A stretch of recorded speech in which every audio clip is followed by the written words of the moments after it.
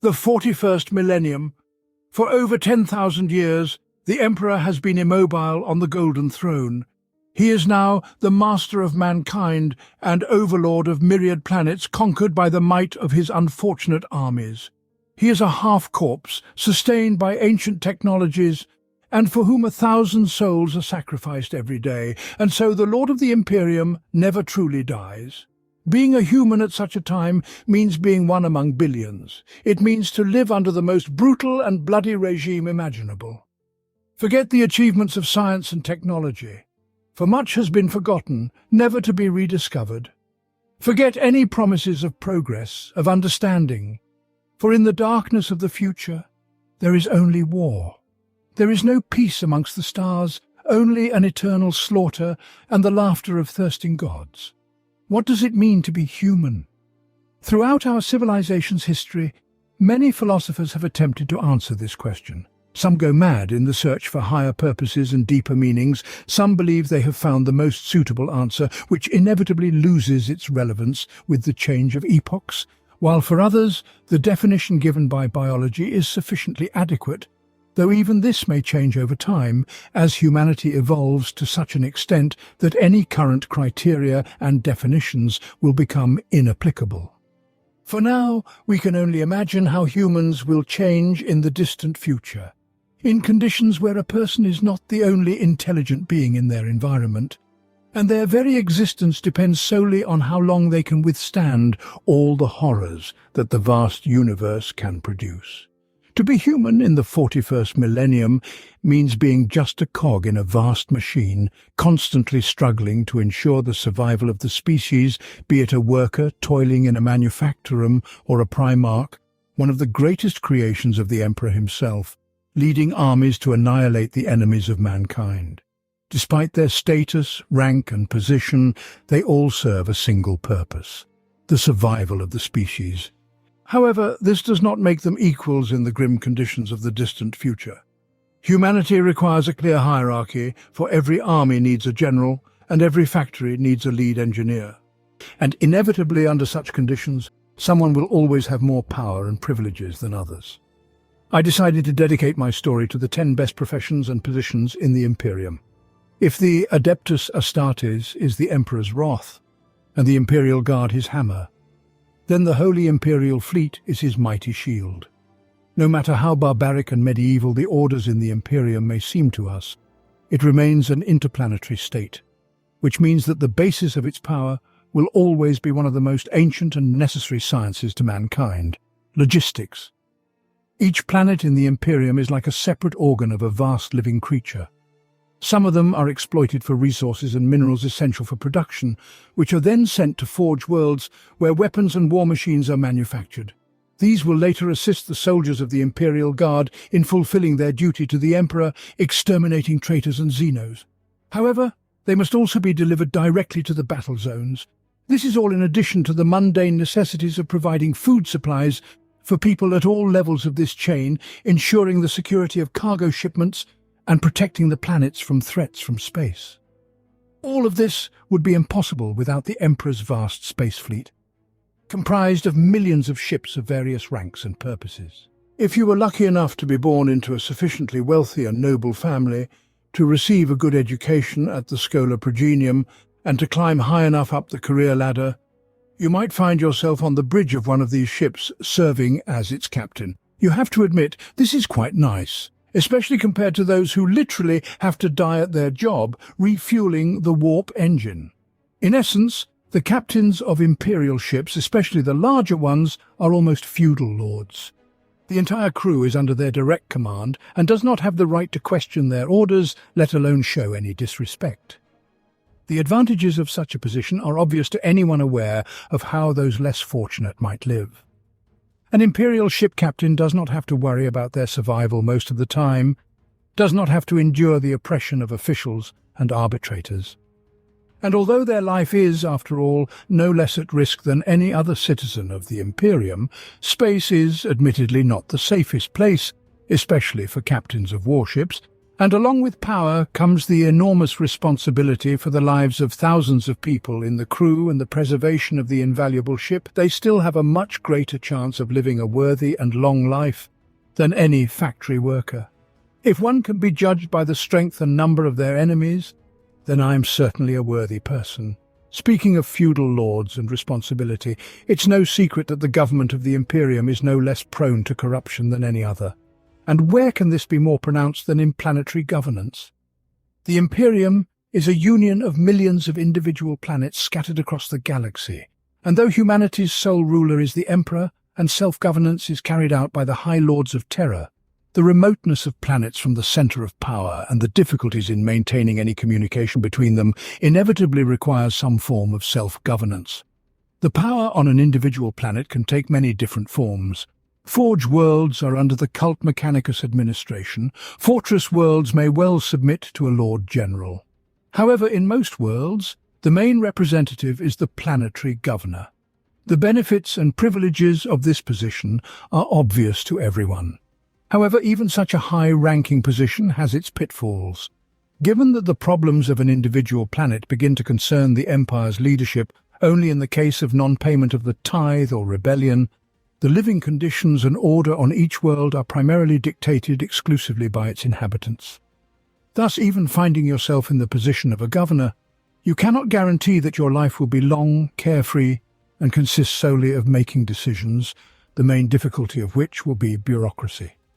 More likely you will find yourself in a palace hell, where every second the governor risks being suddenly killed by a long tormenting disease, going insane from the tangled web of intrigues and constant attempts to overthrow him from his position, torn between the interests of noble families, some of which might, for example, turn out to be secret chaos worshippers for 7 generations and systematically drive the population to rebellion.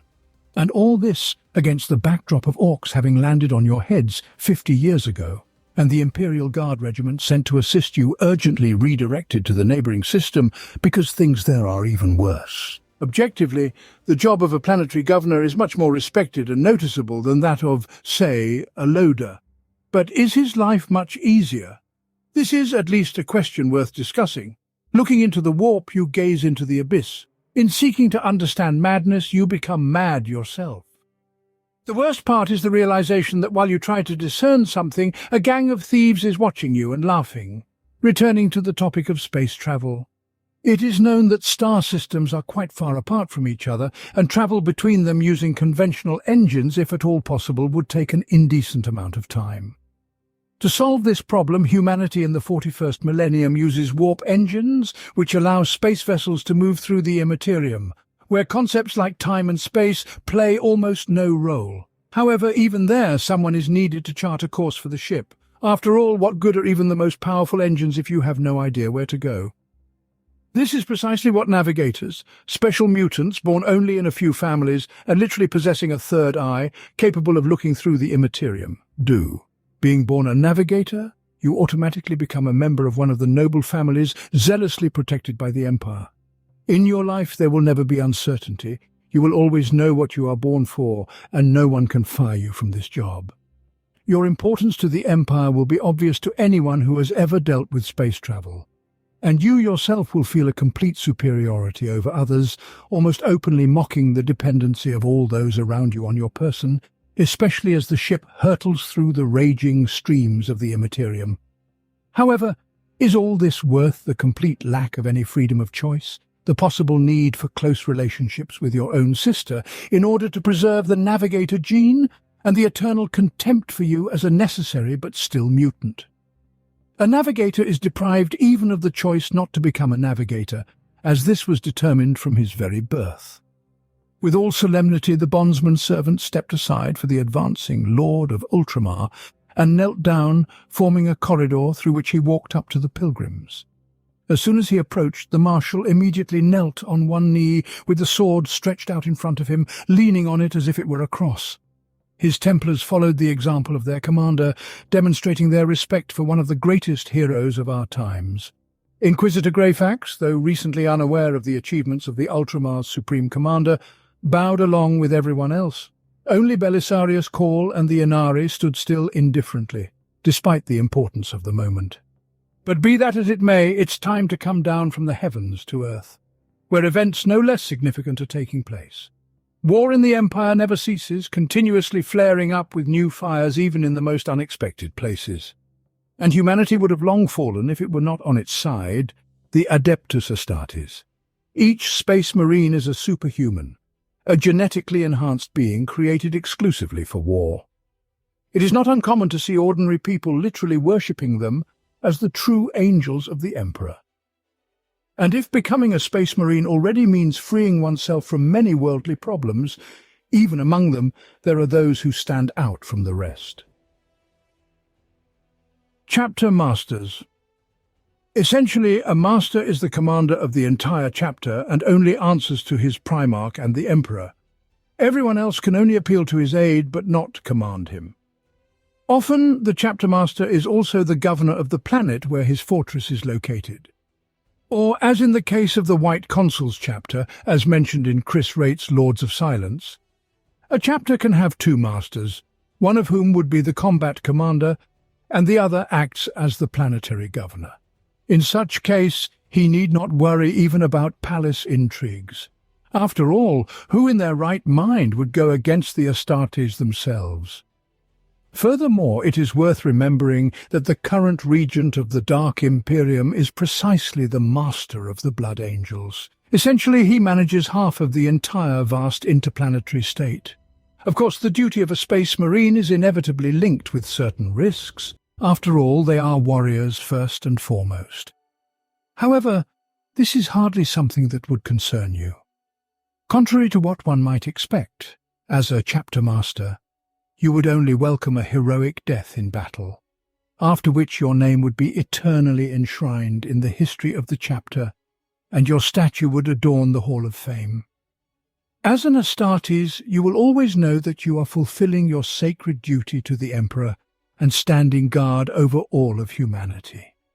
The accompanying hardships of your life will not particularly concern you.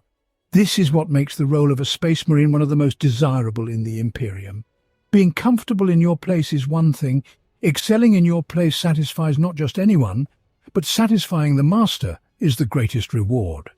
As in any organized system, the Imperium inevitably has spread a vast bureaucratic network known as the Adeptus Administratum. However, it is essential to understand that if this system did nothing at all, the state simply could not function. Within the hierarchy of the administratum, as in any other, there are those who stand significantly above others and whose position truly brings certain privileges to a person. Thus, for example, the master of the administratum, the head of the entire organization, is one of the High Lords of Terror. And some adepts might very well rival planetary governors in their influence. However, even occupying a much more modest position, such as an ordinary clerk similar to the one described in Mitchell Scanlon's book 15 Hours, who only dealt with typing meaningless coordinates dictated to him by a machine, you would feel much better than many other citizens of the Imperium. After all, a low position usually entails low responsibility. For example, in the aforementioned book, the mistake of one clerk doomed an entire company of Imperial guardsmen to death by landing them on the wrong planet. However, while this case can hardly fit the notion of low responsibility, especially if no concessions are made for the setting's specifics, the clerk faced no punishment for this error. Therefore, even such a mind-numbing routine might seem like quite a decent alternative, compared to the fate of those who are whipped, beaten with shock batons, and shot right at their workplaces. One believer can overcome a legion of godless. 1,000,000 believers are invincible. Likewise, the prospect of such mistreatment is unlikely to threaten you if you have decided to follow the path of serving the God Emperor as a priest of the ecclesiarchy. Throughout almost all of history, religion has occupied a special place in human life, and the people of the 41st millennium are no exception. Essentially, priests in the Imperium occupy roughly the same position in society as their Christian counterparts in medieval Europe. However, given the setting's specifics, their influence, among other aspects, has been taken to the absolute. The population of the Imperium is not just religious, the majority are fanatical, which will only make you feel more comfortable in your position as a priest, whether you are a simple temple custodian or the ecclesiarch. However, despite the apparent privileges of the clergy, this profession has its pitfalls. For example, in the event of a revolt on the planet, you will likely be one of the first, if not the first, whom the crowd will hang at the temple gates. Moreover, being a priest in a world where the demons you frighten sinners with are very real is much more difficult than merely reading tales from an old book to credulous people and collecting offerings from them. The Lex Imperialis is the hammer with which we will crush lawlessness. However, in addition to priests, the Imperium has other people whose nature of work will never change. The Adeptus Arbites. In any society, there have always been, are and will be marginal elements. People for whom the life of another does not matter, those for whom theft, fraud and murder are merely ways to improve their material well-being, and to protect ordinary citizens from such people, specific organizations will always exist. In the Imperium, the role of law-keepers has been taken on by the Adeptus Arbites. It is important not to confuse arbitrators with ordinary police. Each law enforcement officer is an investigator, prosecutor and judge in one person. Although on planets, in addition to the arbiter, more traditional police forces work, it is the arbiters who ensure order and compliance with the Lex Imperialis by the populace of the Imperium. Obviously, the role of a judge is far more preferable than that of an accused. However, despite all their power and supremacy over ordinary citizens, the work of an arbiter is hardly easier than that of any of them. In addition to the mandatory in-depth knowledge of imperial laws, strict physical fitness standards, or the plain risk of injury or death in the line of duty, the specifics of an arbiter's work mean that you will spend your life facing the most unchanging and horrific aspects of human nature. Where an ordinary person can live an entire life without even suspecting of the horrors his fellows are sometimes capable of, an arbiter will face these horrors daily, not to mention the penal regions filled with criminals, addicts and the insane. It is the arbiter who leads this crowd into battle, going through the same hell to which his charges were condemned. But even if you weren't lucky enough to finish the Schola Progenium, be born into a noble family, or be chosen as an Astartes initiate, you always have a chance just to find yourself in the right place. That's right. The living conditions in the Imperium vary greatly from planet to planet. And while on some, a person is literally forced to die on 20-hour work shifts, on others, one can live quite comfortably.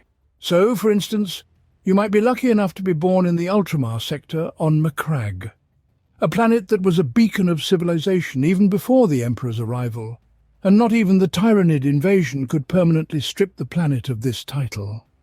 Of course, everyone dreams of glory, greatness and martial feats, but in the 41st millennium, simply living a normal life, as a contemporary would understand it, is already a tremendous achievement. The endless darkness of the universe can be yours if you only reach out. But never yield to anyone. Space respects only strength. It's hard to imagine anyone having greater freedom in the Imperium than a rogue trader. The Imperium will always need those willing to venture into uncharted regions of the galaxy. Those who will discover new planets, reclaim the legacy of the Dark Age of technology, and even establish diplomatic contacts with other races. Indeed, despite the Imperium's official policy towards Xenos, rogue traders are not only permitted to make contact with them, but also to form beneficial agreements or alliances. Even the all-powerful Inquisition is forced to acknowledge and consider the interests of rogue traders. Of course, they could still simply order them around, but why deliberately spoil relations with such a valuable resource? However, as always, there are drawbacks. Nobody can say for sure what awaits a rogue trader in a new star system. Contact with a new Xenos race, an artifact from the peak of human might, a planet rich in resources necessary for the Imperium. Quite possible, as is the chance that the planet comes with a Necron tomb. The new Xenos race worships chaos, and the legacy of the Dark Age of technology turns out to be an intelligent machine that still remembers that very war and is quite willing to continue it. Not to mention Dark Elder pirates, ubiquitous orcs, or the banal dangers of warp jumps. As a rogue trader, you will likely lead a very interesting life, but will it lead to a happy old age? That is a very big question. The Inquisition merely fulfills its duties. Fear and hatred towards them are heresy. The most sensible will lay all the blame on those who provoked the Inquisitor. In the context of unending war, phenomena such as collaborationism, doubts, treason, or unacceptable radicalism are completely expected. All of these pose a tremendous danger to the survival of humanity, as sometimes one traitor can cause much more damage than an entire army. This is precisely why the Inquisition exists in the Imperium. It's clear that the life of an agent of the Emperor himself, having absolute power over all others, and answering to no one but the master of mankind himself, comes with a number of advantages. You will be respected, feared, and hated. Many whisper the name of your organization, fearing to attract your not always desirable attention. After all, you are the embodiment of the Emperor's inevitable retribution, capable of sentencing the populations of entire planets to death if necessary, while your wealth will eclipse that of other free traders, for your endeavors simply require resources and finance. After all, a bribe for an Inquisitor is as much a tool as a bolter, and of course no one is in a position to forbid you from enjoying all the benefits of your status. So, it is not surprising that many Inquisitors are fully able to afford not only maintaining a luxurious villa and an impressive staff, but also owning space vessels and amassing entire armies. Although it has always been easier to eliminate a couple of regiments of the Imperial Guard or a squad of Astartes. However, despite all this and the fact that many would consider the work of an Inquisitor at least interesting, though undoubtedly dangerous, they hardly feel more relaxed than others.